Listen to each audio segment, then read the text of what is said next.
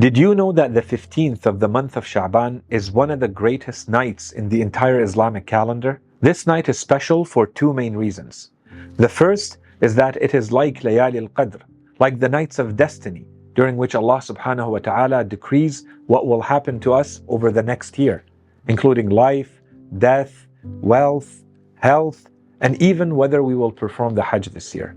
That is why it is extremely important to spend a portion of this night in worship and asking God for His forgiveness of our sins, otherwise it would be a greatly missed opportunity. The second reason this night is extremely important is because of its connection with Ahlul Bayt, peace upon them. One of the most important things to do on this blessed night is to recite the ziyarah of Imam al-Hussein and to remember him. And of course, this is the night when the Imam of our time, Imam Mahdi, was born and his light entered into this world.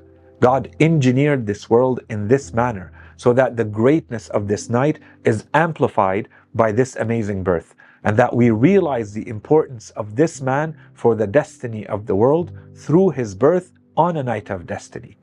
We must therefore ensure that we remember and renew our allegiance to the Imam of our time on this night.